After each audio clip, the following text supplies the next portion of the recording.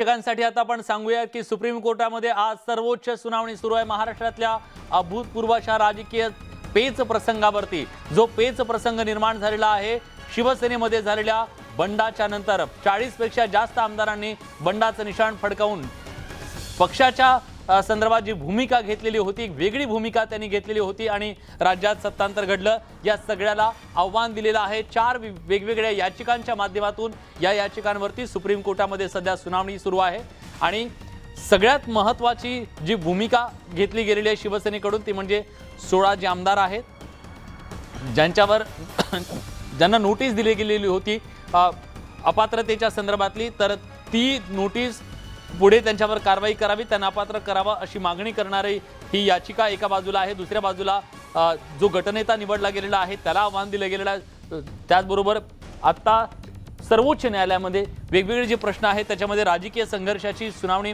ही घटनापीठाकडे जाते की विस्तारित पीठाकडे जाते याच्याकडे सुद्धा सगळ्यांचं लक्ष आहे, कारण सरन्यायाधीश रमणा यांच्या अध्यक्षतेखालच्या त्रिसदस्यीय पीठाकडे ही सुनावणी सुरू आहे आणि यात जोरदार असा युक्तिवाद दोन्ही बाजूंनी केला जातोय। पहिला युक्तिवाद जो आज केला तो कपिल सिब्बल यांनी शिवसेनेच्या कडून, दुसरा युक्तिवाद केला तो अभिषेक मनु सिंघवी यांच्याकडून आणि आता शिंदे गटाच्या माध्यमातून भूमिका मांडताय ते ज्येष्ठ वकील हरीश साळवे आणि हरीश साळवे यांना मात्र सर्वोच्च न्यायालयाच्या सरन्यायाधीशांनी काही महत्त्वाचे प्रश्न विचारले आहेत।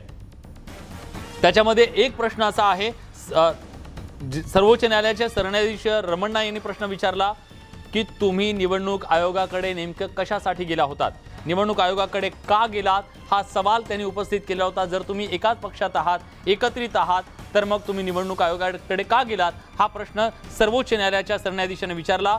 तेव्हा जे उत्तर दिलेलं आहे साळवेंनी ते असं म्हणतात की आम्हाला निवडणुकीला सामोरं जायचं आहे, आमच्या पक्षामध्ये 2 गट पडलेत हे जवळपास स्पष्ट आहे, आम्हाला ते मान्य आहे आणि बीएमसीच्या पुढे निवडणुका आहेत आणि त्यामुळे आम्हाला चिन्हाच्या साठी म्हणून कुठल्या चिन्हावर निवडणूक लढवायची याच्यासाठी म्हणून आम्हाला निवडणूक आयोगाकडे जावं लागलेलं आहे आणि त्याच्या संदर्भात आम्ही ती भूमिका घेतलेली असं त्यांनी सांगितलेलं आहे।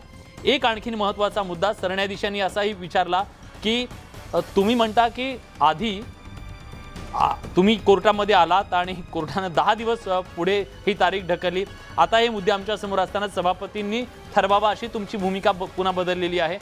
त्यावर साळवे असं म्हणतात की 10 दिवसांचा फायदा झाला असं मी म्हणत नाही असंही त्यांनी सांगितलेलं आहे। त्यामुळे सरन्यायाधीशांनी आज जे काही महत्त्वाचे प्रश्न विचारले त्याच्यातले प्रामुख्याने 2 प्रश्न होते, ते म्हणजे तुम्ही कोण आहात। तर त्यांनी सांगितलं हरीश साळवे यांनी की मी पक्षांतर्गत एक सदस्य आहे, ज्याच्या मनामध्ये एक वेगळी भूमिका आहे, ज्याचे मतभेद आहेत, असा मी सदस्य आहे, पण मी पक्षात आहे, मी पक्ष सोडलेला नाही असं ते वारंवार सांगतायत आणि ती त्यांची या संपूर्ण युक्तिवादाच्या दरम्यानची महत्त्वाची भूमिका दिसते आणि त्याच युक्तिवादावर आधारलेला हा त्यांचा बचाव सुद्धा आहे की आम्ही पक्ष सोडलेला नाही, आम्ही जी भूमिका मांडलेली आहे ती पक्षांतर्गत राहून मांडलेली आहे, आम्हाला स्वातंत्र्य आहे। आता शिंदे गटासाठी सिनियर ॲडव्होकेट नीरज किशन कौल यांनी सुद्धा भूमिका मांडायला सुरुवात केलेली, युक्तिवाद करायला सुरुवात केलेली आहे। आम्ही इथं आलो याचं कारण धमकीचा गंभीर मुद्दा होता, इथं संरक्षण देण्यात आलं हा मुद्दा सुद्धा मांडला जातोय।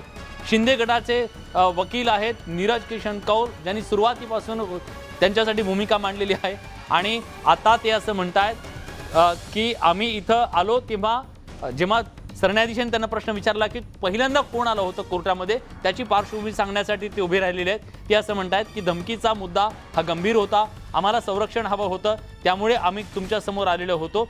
त्यावर सरन्यायाधीश असं म्हणतायत नबाम रेबिया हा 2016चा निर्णय होता, कर्नाटकच्या निकालात आम्ही त्याचा विचार केला आणि आधी उच्च न्यायालयाकडे जावं लागेल असं सांगितलं।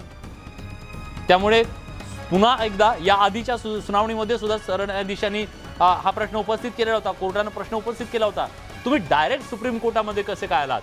तर आता सुद्धा तोच प्रश्न उपस्थित केला जातोय की तुम्ही कोर्टात कसे आलात, तुम्ही आधी खालच्या कोर्टात का गेले नाहीयेत। दुसरं एक सरन्यायाधीश पुढे असा प्रश्न विचारतायत आम्हाला मुद्दा ठरवू द्या, स्पीकरच्या निर्णयानंतर तुम्ही आव्हान देऊ शकता। अतिशय मोठं महत्त्वाचं विधान आहे, आम्ही इथं आलो याचं कारण त्यांना हटवण्याचा ठराव असल्यानं सभापती ठरवू शकत नाहीत। हरीश साळवे यांनी हे उत्तर दिलेलं आहे। बघा, सरन्यायाधीश असं म्हणतात की आम्हाला मुद्दा ठरवू द्या, स्पीकरच्या निर्णयानंतर तुम्ही आव्हान देऊ शकता, त्यामुळे स्पीकरचा जो निर्णय आहे तो महत्त्वाचा आहे असं सरन्यायाधीश जेव्हा म्हणतात तेव्हा साळवेंनी असं सांगितलेलं आहे. शिंदे गटाचे वकील आहेत हरीश साळवे, ते असं म्हणतात आम्ही इथं आलो याचं कारण त्यांना हटवण्याचा ठराव असल्यानं सभापती ठरवू शकत नाहीत, त्यामुळे नरहरी झिरवळ यांच्या संदर्भातला हा मुद्दा सुद्धा तिथं उपस्थित झालेला आहे. त्यावर आता सरन्यायाधीश असं म्हणतात की सामान्य प्रशासकीय बाबींमध्ये आम्ही काय करतो त्या व्यक्तीला ठरवू द्या, तुम्ही आव्हान द्याल. तर आता हा एक प्रश्न उपस्थित झालेला आहे आणि डेप्युटी स्पीकरच्या संदर्भात सुद्धा त्यांनी सांगितलेलं आहे की त्यांनी आमच्यावर जी कारवाई केली त्याच्यामुळं आम्ही इथं सुप्रीम कोर्टामध्ये आलेलो आहोत आणि त्या सगळ्याला आम्ही आव्हान दिलेलं आहे असं त्यांनी सांगितलेलं आहे. त्यामुळे सरन्यायाधीश अनेक प्रश्न सध्या विचारतायत साळवे यांना. आता नरहरी झिरवळ यांनी अविश्वास प्रस्ताव त्यांच्या विरोधात आहे त्याच्याबद्दलचा सुद्धा मुद्दा इथं उपस्थित झालेला आहे. झिरवळ यांनी जी कारवाई केलेली आहे, जी नोटीस दिलेली आहे ती कशी बेकायदेशीर आहे हे सुद्धा सांगण्याचा प्रयत्न सध्या केला जातो शिंदे गटाच्या वकिलांकडून. ते स्वतःच प्रश्नांकित झालेले आहेत, स्वतः त्यांच्यावरच अविश्वास प्रस्ताव आहे, त्यामुळे त्यांच्या कारवाईच्या संदर्भातला मुद्दा येत नाही, असंही ते बेकायदेशीर ठरतं असंही सांगण्याचा प्रयत्न सध्या केला जातोय. आणि सरन्यायाधीश त्याच्याबद्दलचा प्रश्न विचारतायत की आम्हाला मुद्दा ठरवू द्या, स्पीकरच्या निर्णयानंतर तुम्ही त्याला आव्हान देऊ शकता. त्यावर साळवेने असं सांगितलंय की आम्ही इथं आलो याचं कारण म्हणजे त्यांना हटवण्याचा ठराव आहे, त्यामुळे सभापती ठरवू शकत नाही. हा सुद्धा एक अतिशय महत्त्वाचा मुद्दा त्यांनी सांगितलेला आहे, कारण तत्कालीन सभापती ज्या सभापतींवरती अविश्वास प्रस्ताव होता त्यामुळे ते अपात्रतेच्या संदर्भातला कुठलाही निर्णय घेऊ शकत नाहीत असा युक्तिवाद केला जातोय. आणि त्या युक्तिवादाच्या संदर्भात सुद्धा सरन्यायाधीश रमण्णा यांच्याकडून काही प्रश्न उपस्थित केले जात आहेत. सामान्य प्रशासकीय बाबींमध्ये आम्ही काय करतो त्या व्यक्तीला ठरवू द्या आणि तुम्ही आव्हान द्याल, असाही मुद्दा तिथं मांडला गेलेला आहे सरन्यायाधीशांकडून. सरन्यायाधीशांनी हे स्पष्टपणे सांगितलेलं आहे की तुम्ही इथं कशासाठी नेमका आलेला होता त्याचा प्रश्न विचारल्यानंतर त्यांनी सांगितलेला आहे.